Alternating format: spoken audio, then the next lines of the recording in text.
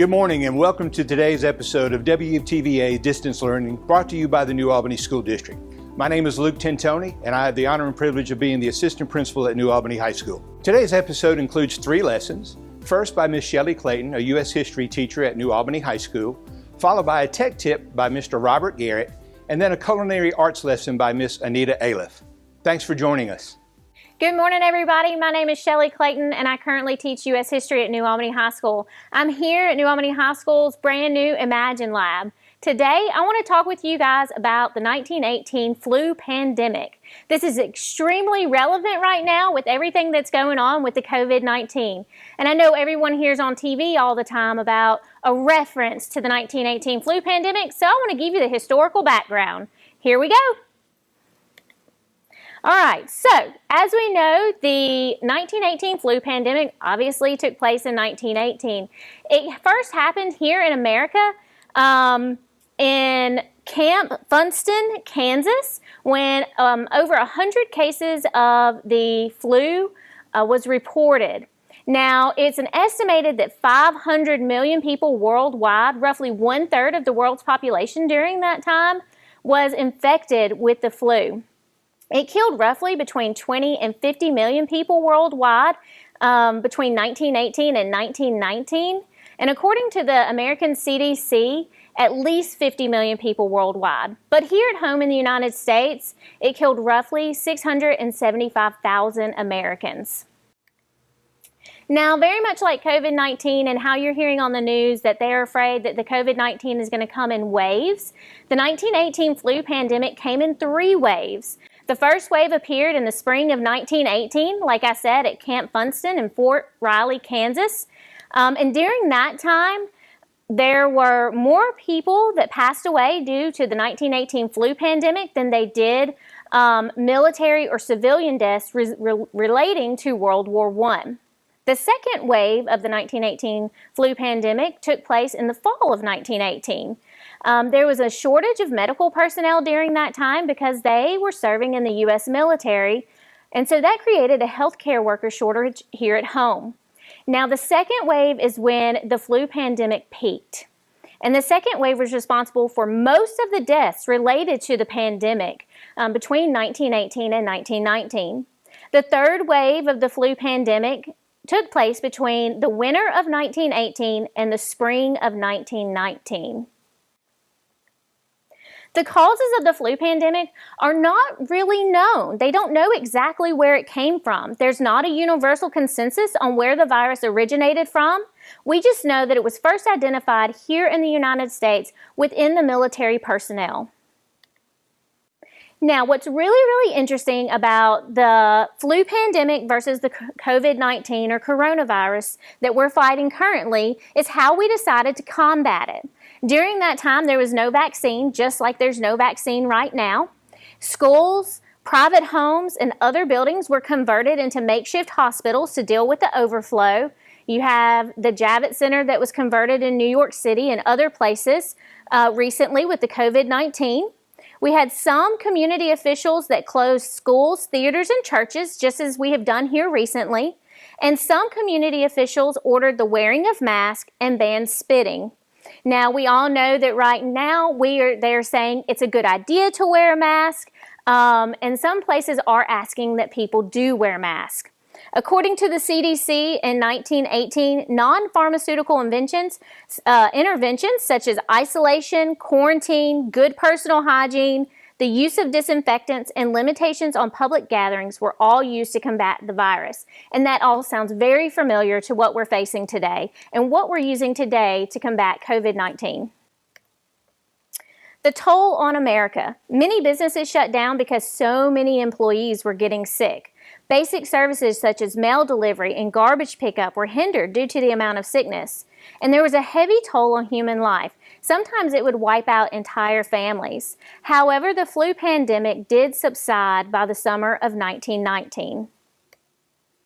If you're interested in outbreaks that have happened here in America or more about the 1918 flu pandemic here in America, please, there are tons of websites online, but a great website is the Smithsonian Natural History Museum. They have a virtual exhibit on epidemics, and I've have the link for you in the PowerPoint. Thank you all, and I hope you have a wonderful day, and I hope you learned a little bit about the 1918 flu pandemic. Hey, my name is Robert Garrett, and welcome to today's Tech Tip. On today's Tech Tip, I'm going to show you, because I know a lot of people at home are probably getting tax documents or other type of documents, and you may not have a printer. You also may not have a fax machine. So what I'm going to do in today's technology tip is I'm going to show you how to sign a PDF on your iPhone or your iPad and send it right back without ever having to print it. You'll be able to send it right back to whoever needs it. Okay, so let's dive in. So right here you can see I got an email, and let's just imagine I got this email from my accountant. And my accountant needs me to sign it, but I don't have a printer at home. I don't have a fax machine at home, but I do have an iPad or an iPhone, so this will work. And so I'm going to tap on the document they sent me, and obviously this is a fake document, but I'm using it for an example. Now at the top right, there's a pencil. When I tap that pencil, it allows me to write on the document. So I've got a pen, I've got a highlighter, I've got a pencil and an eraser, right? And then I can change colors. So I want to sign this with my pen in black. So I choose my pen in black, and then I'm going to write right on the document with my finger, example signature. Now that I've signed the document, at the top left, I'm just going to tap done. When I tap done, it gives me a whole bunch of options. So I could reply all to everyone who sent it to me. I could do a new message, a new email to somebody that I need to send it to, or I could discard my changes. So here I'm going to click reply all. So when I click reply all, you can see it's going to reply to the person who sent it to me. It's got the signature in the document, so all I have to do at the top right is tap that little blue arrow to send the email. So it's so easy from your phone or your iPad to just sign a document without having to print it out, without having to fax it. You can do it right there on the device. Good morning. I'm Anita Aliff with New Albany Career and Technical Center, a part of New Albany High School. I'm the culinary arts instructor here. This is my 10th year to serve, and as you all know, probably one of the craziest years ever. The most common question that's been asked to me in the last 6 weeks is, I'm so tired of cooking the same old thing. And I just want you to kind of get crafty in the kitchen and figure out a few ways to do those standard meals that you cook every week and change it up a little. I also want you to think about the economics of it, and also the part about getting into the grocery store and getting out. I have put together a few staple foods that will help you prepare the meal this week. And the first one I want to talk about is simply pork tenderloin, or you may choose to buy pork loin. I've gone ahead and prepped some of my meals for you so we could do a lot in a short period of time. I like to grill, and it's the time of the year to get out in the outside and grill. So I chose to grill my pork tenderloin, which you can see here. And I have marinated in one of the most old faithful marinades you can buy at any grocery store, and it's simply an Allegra. After it sits in it for about 30 minutes, it's good to go, and then you can add your own favorite seasoning in it as well. I've added just a little extra kosher salt and black pepper. Sometimes I use a Tony seasoning or a Cavender seasoning. And so tonight for dinner, maybe I'm going to make this meal a little more special for you, and I am going to roast some potatoes. And most everybody knows how to make their favorite potato dish, whether it's a mashed potato, a roasted potato, or simply just a baked potato in the oven. So tonight for dinner, I'm going to put together my pork tenderloin, my roasted potatoes, and I'm just going to have a side salad. Now I'm going to tell you what to do to reuse some of this food again tomorrow, so you're not bored with this type food. So the first thing I want to talk to you about is just simply a grilled pork tenderloin salad. I've taken the base and made lettuce. I've added cucumbers, tomatoes. I've used mozzarella cheese and a little purple onion. Some common questions that are asked to me about lettuce simply is how to wash it and make sure the germs are out of it. We've seen many segments already on TV about it. Basically, you're running it under cold water, making sure you take a paper towel to blot it off and check. Another common question that's asked by students all the time would be, Miss Anita, do we use this part? And it's the stem of the romaine lettuce. And you will notice in most of the heads of romaine lettuce, you may break out the hardest part toward the bottom, but then use the rest. It's totally your opinion. If you were buying it in a bag, you would receive all of it. But taking the stem out toward the bottom is what we teach. Another common thing is how to cut lettuce or tear it. Some people use knives, and that's perfectly fine if you're going to use your lettuce soon. But if you're not, then simply just tearing it into pieces, keeping it wrapped in a lightly damp paper towel in a Ziploc bag in the refrigerator, it'll hold longer. I've seen this happen before here at the school, and I think it's funny. They get so excited about tearing lettuce that they just wring all the juice out of it, and it's simply not any kind of texture, and the moisture's gone. So be careful how you tear your lettuce and make sure it's useful. All right, so for the second meal, I'm going to go ahead and take my leftover pork tenderloin. I'm going to take my medallions, and I'm just going to cut them a little bit thinner. You've all seen in local restaurants how they cut their chicken. I'm going to go ahead and put it out on the top of my salad.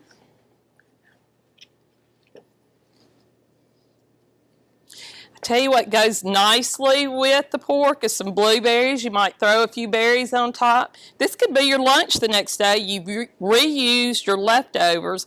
And I like a little sweet vinaigrette with a balsamic on mine. So this would be the second way to use the pork tenderloin. Now, you may have children, and of course, they may not eat a salad or want one, so I'm going to tell you a little tip of what to do for them. You're going to take just any kind of flour tortilla that you choose and go ahead, and I put a little jam on mine. I've chosen blackberry jam.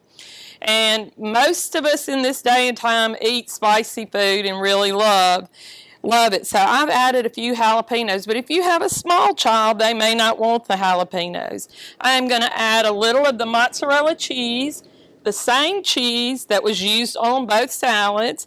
I'm going to sprinkle it into my tortilla. You can shred your meat, or you can just tear it or just lay the round medallions on it. I would say most good old Mississippi people know how to make a grilled cheese. So put a little butter in a skillet. Go ahead, fold it over. Lay this in your skillet. Fry it a little bit on this side. Turn it over. Fry it a little bit on this side. And you've got a great third meal that's got a little different bang to it. A little jam. It's a little sweet. And if you want to, you could go ahead and stick a little lettuce in it. Tomatoes, whatever you wanted to make it more of a healthier version. So these are my 3 ways to reuse just your basic old pork that you're cooking probably each week. I'm going to move quickly on to poultry, chicken. All right, next I want to move on to poultry, and I've chosen a different side dish for my chicken dish. And I am doing the basic green bean bundles. These students around here, we have wrapped, I can't tell you, probably 1,000 green bean bundles over the cause of a year. It has taken quite a toll on us, but people love them. So you're going to take just any kind of bacon you choose, and you're going to cut it into 3 pieces. And once you lay your bacon down and kind of eye a third of it, and then go ahead and cut it again, I'm going to take my bacon and lay it out on my cutting board. And believe it or not, a can of green beans should feed 4 people, especially with bacon on it. And a common mistake that we make here in Mississippi and America is overeating. And at our house, it is always a problem.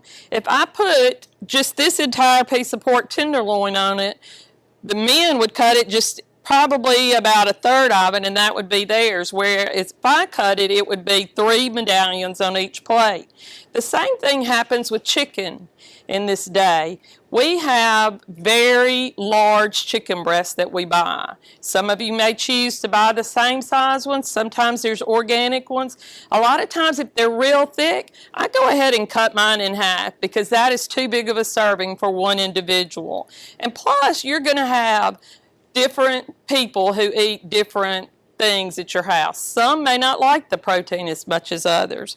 So here I have my chicken and my bacon is laid out, and I've got to now get my green beans, and I'm going to go ahead and prep the same bag of potatoes that I use with the pork tenderloin. And like I said, you choose your favorite potato dish, or you may want to choose rice tonight. There are plenty other ideas of things to use. You're going to take about 5 to 6 green beans, and I wanted to make sure I had a can. There is a difference. There's a whole green bean, which is longer than the cut ones that you typically buy in the grocery store. This makes this meal a little more special, and then you know what to use. So you're going to lay your green beans, and you're going to roll them up, and you're going to put them into your baking dish.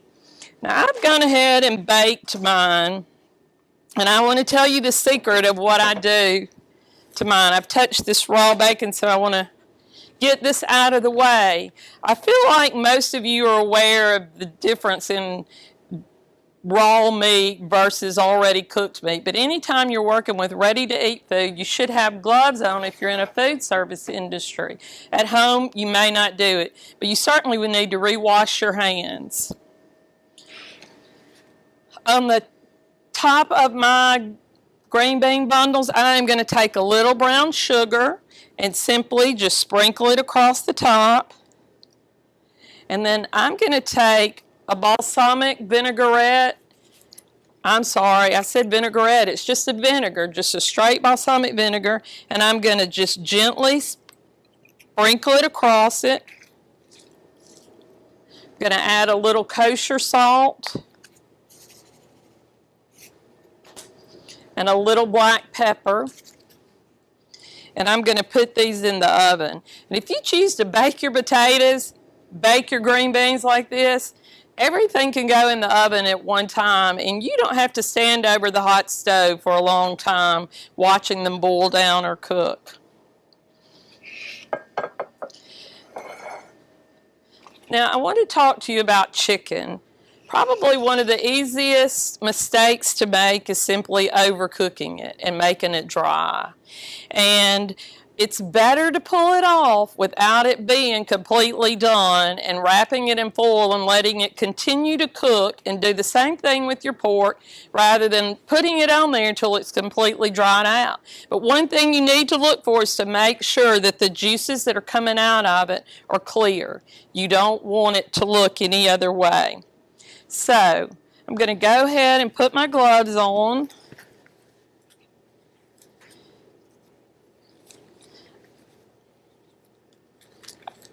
The first dish is simply the green bean bundles, the roasted potatoes, and a chicken breast. You could serve it with any kind of dipping sauce you may have, a honey mustard, or a lot of students use ranch dressing or ketchup or Tabasco sauce. That's strictly your preference. The second meal I want to take is this chicken, and I've cooked some extra pieces, and I've laid them out, and I'm going to go ahead and start cutting them into little thin strips. And you will realize with the pork I chose a salad. You could do the same thing with the grilled chicken, but I want to make this meal a little easier and fun for the family tonight. Maybe get some dip and chips, and I've got a pack of fajita mix. Now my chicken is not dried out, and I'm going to put my onions and bell peppers in a small skillet with the water. Go ahead and sprinkle the seasoning on it, and then when these have sauteed, which means they're more limp, easy to chew, then I'm going to drop my chicken in there to make sure it warms with it. And I have the fajita seasoning already in it and stirred, and now I'm going to have a version of a fajita. Those same tortillas that I used, you can use for your fajita. So once again, I'm reusing some of the very same staples that I've kept in my house, and I've changed it up. You've got your fresh lettuce, you've got your tomatoes, you've got your cheese. Second meal would be a great fajita with the chicken. And then the third thing that's very popular is a chicken sandwich. A lot of students want fried chicken sandwiches, but we see people more and more now eating grilled chicken. So I picked up just some bread, just some French bread that I could use with my other meals, and I've kept half of it. And now I'm going to try to make this look a little different for my family. I'm going to cut it in two. I'm going to use this serrated blade, which is what you use for bread. I'm kind of going to make a little boat out of it. That way it'll hold everything in it. I'm going to go ahead and I'm going to cut my chicken into smaller pieces again. It's easier to bite, especially for small children. I'm going to go ahead and line my bread with it.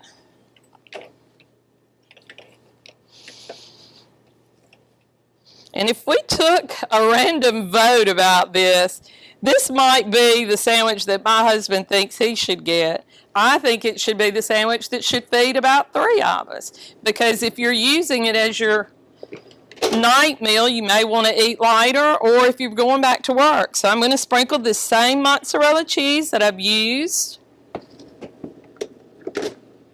I'm going to cover it up, wrap it in foil, and put it in the oven. If you have anything else, a warm sandwich is so much easier for everyone to enjoy a lot of times than a cold one.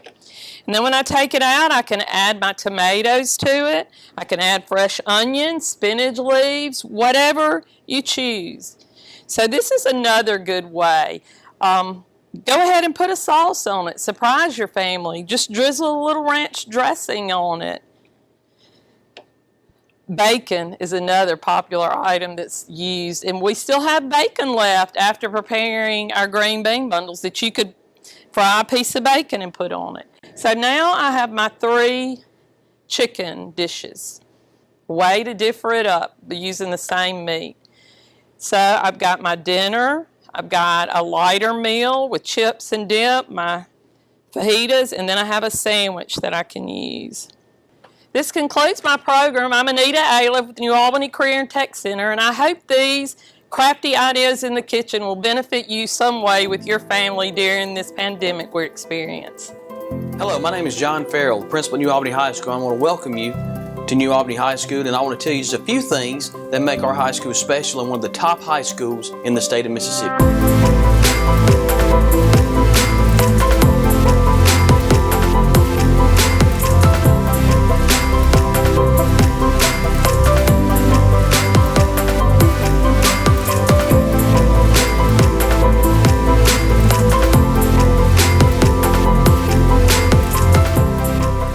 Here at New Albany High School, we have a one-to-one technology initiative in which every student has an iPad in their hand to expand on their learning. Learning in our classrooms is not confined to the walls of the classroom anymore. Our students have opportunities to learn beyond the classroom, and it has totally changed the culture at our school into a technological learning environment, preparing our students for the future. We are also the only public school in the state of Mississippi that is an Apple Distinguished School. This is a recognition provided by Apple for schools who are innovative in their processes of getting learning across to students in the advancement of technology in the classroom. Here at New Albany High School, we also have a very welcoming and loving staff here who provides the rigor in the classroom for our students to get them to what they need and what they want to be on the next step of their life. We feel like, and our teachers feel like, that it's our job and responsibility as a high school to give the students the tools they need for the next step in their life and to lead us, whether they want to go straight to college, they want to go straight to the workforce. Once they leave us, we want them to have the tools to do whatever it is they want to do. And here at New Albany High School, we have a wonderful staff who meets each student individually where their needs are to get them to where they want to be. So we're very, very successful with our academics here at New Albany High School, and our teachers make that possible. Our classes here at New Albany High School are very, very rigorous, but we also provide support to meet the needs of our students, to meet that rigor in the classroom so our students are successful. Another thing that makes New Albany High School special is that we have something for everyone. Here at New Albany High School, we feel like we need to provide opportunities for our students.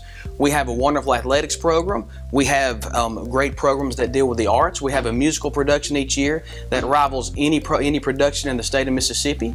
We have ROTC, which is an outstanding outlet for many of our students to have opportunities and be exposed to different things that they may want to do later in a career. We also provide an opportunity for job internships with our high school students through a program we call Impacto, which gives them paid internships to go into fields that they are interested in to see if that is a field they want to end up going into as a final career. We're also very proud of our accountability rating within the state of Mississippi.